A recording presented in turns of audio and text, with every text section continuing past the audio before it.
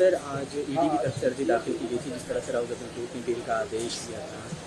Court ने क्या कुछ कहा है? क्या अरविंद केजरीवाल की रिहाई के ऊपर अभी भी रोक रहेगी और कब तक रहेगी ये रोक? देखिए, ईडी की बौखलाहट है ये कि ऑनरेबल ईडी कोर्ट ने जो 2 दिन पूरी सुनवाई के बाद जो ऑर्डर दिया बेल पे, वो करीब 26 पेज का ऑर्डर है। वो ऑर्डर मॉर्निंग में आया नहीं था, उससे पहले उन्होंने मेंशनिंग किया। ऑनरेबल कोर्ट ने उनकी मेंशनिंग को कंसीडर किया। उसके बाद जब आर्ग्यूमेंट स्टार्ट हुई तो लगभग 2 घंटे तक उन्होंने आर्ग्यूमेंट की और उनकी आर्ग्यूमेंट का क्रक्स एक ही था। उन्होंने कहा कि ईडी कोर्ट ने उनको पूरी तरीके से नहीं सुना, उनके जो बहुत बल्क की डॉक्यूमेंट्स थे उन डॉक्यूमेंट्स को कंसीडर नहीं किया, जबकि ऑर्डर के अंदर वो सब चीजें रिफ्लेक्ट हो रही हैं।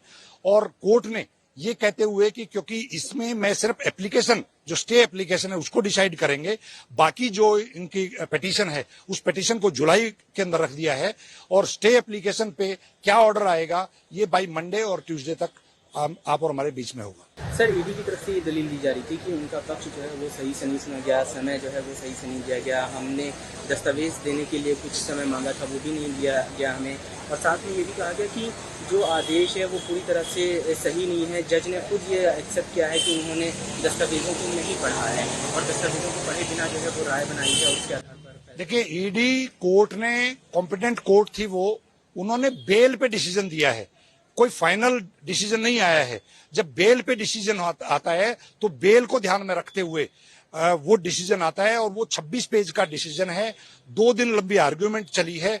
जनरली बेल के अंदर हमने सब ने देखा है, इस देश के अंदर एक दिन में 50-50 बेल पे ऑर्डर एक कोर्ट सुनाती है। यहां तो 2 दिन तक पूरा टाइम देने के बाद एक ऑर्डर आता है। उस ऑर्डर के बारे में ईडी का ऑब्जेक्शन सिर्फ इसलिए है क्योंकि भारतीय जनता पार्टी की जो साजिश है और ईडी उस दबाव में काम कर रही है, उसी दबाव में इन लोगों ने यहां पर आके इस तरीके का शोर मचाया।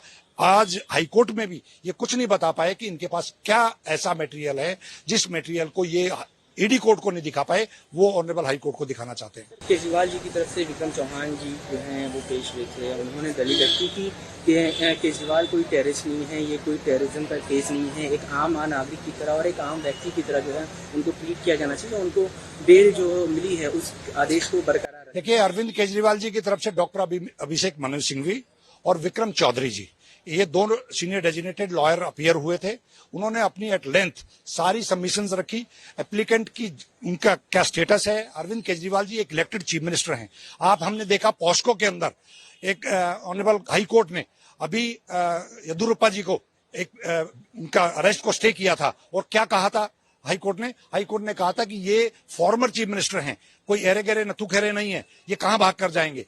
अगर आप इलेक्टेड चीफ मिनिस्टर के बारे में ऐसे व्यू देते हैं और दूसरी ऑनरेबल हाई कोर्ट का व्यू ये है कि फॉर्मर चीफ मिनिस्टर को इस तरीके की पावर है, तो कहीं ना कहीं ये पॉलिटिकल जो सिनेरियो देश के अंदर चल रहा है, अपने विरोधियों को किसी न किसी झूठी साजिश में फंसा के और उनको जेल में रखना चाहते हैं। ईडी उनका इंस्ट्रूमेंट बनी हुई है। तो जब तक ऑर्डर नहीं आता तब तक केजरीवाल जी को रिहाई नहीं होगी। हाँ, जब तक ये स्टे एप्लीकेशन का ऑर्डर नहीं आएगा तब तक नीचे वाला ऑर्डर जो है ना उस पर स्टे रहेगा।